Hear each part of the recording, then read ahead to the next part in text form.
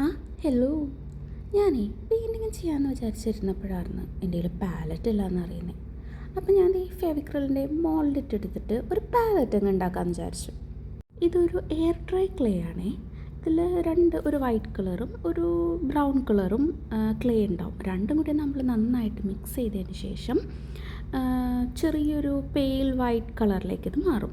ചെറിയൊരു ചൂടുണ്ടാവും, അപ്പോൾ നമുക്കറിയാം അത് മിക്സായിന്ന്. ഇനി ഒരു പൗഡറൊക്കെ തൂക്കി ഇത് നന്നായിട്ട് പരത്തിയെടുത്ത്.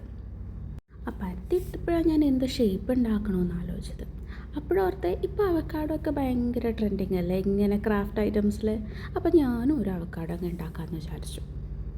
അപ്പോൾ ഞാൻ എൻ്റെ കയ്യിലുള്ളൊരു സ്റ്റൈലിംഗ് ടൂൾ വെച്ചിട്ട് കട്ട് ചെയ്തെടുത്തു അതിൻ്റെ ഷേപ്പ്.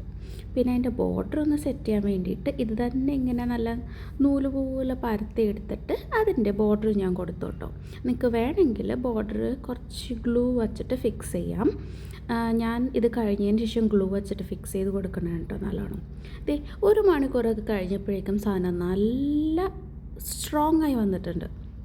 ഇനി ഇത് അവക്കാഡോക്ക് വേണ്ടിയിട്ട് ഒരു ലൈറ്റ് ഗ്രീൻ കളർ ആദ്യം പെയിൻറ്റ് ചെയ്തു. പിന്നെ കോർണേഴ്സിൽ ഡാർക്ക് ഗ്രീൻ കൊടുത്തു.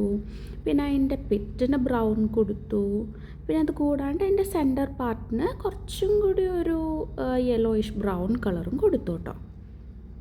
ഇനി ഫൈനൽ മിനുക്കുപണികളായിട്ട് കുറച്ച് കണ്ണും വായൊക്കെ ഞാൻ വരച്ചു. പിന്നെ എൻ്റെ കയ്യിൽ പോളിഷ് ഒന്നും ഇല്ലാത്ത കാരണം ഞാൻ ജസ്റ്റ് ഗ്ലൂ വച്ചിട്ടാണ് ഒന്ന് ഹൈലൈറ്റ് ചെയ്ത് കൊടുക്കുന്നത്. നിങ്ങളുടെ കയ്യിൽ വാർണിഷോ മോട്ട് പോച്ചോ ഉണ്ടെങ്കിൽ അത് വെച്ചിട്ടൊന്ന് കവർ ചെയ്ത് കൊടുക്കാം. കളറൊന്നും ഇളകില്ല. ഇത് പാലറ്റ് ആക്കാൻ വെച്ച് കഴിഞ്ഞാൽ നോക്കിയപ്പോഴാണ് വിചാരിച്ചത് നല്ല അടിപൊളിയായിട്ടൊരു ജ്വല്ലറി ഹോൾഡറായിട്ടോ യൂസ് ചെയ്യാമെന്ന്. എന്നാൽ പിന്നെ ഞാൻ അതിന് വേണ്ടിയിട്ട് എടുത്തിട്ടോ ഇനി പാലറ്റ് വീണ്ടും ഉണ്ടാക്കാം.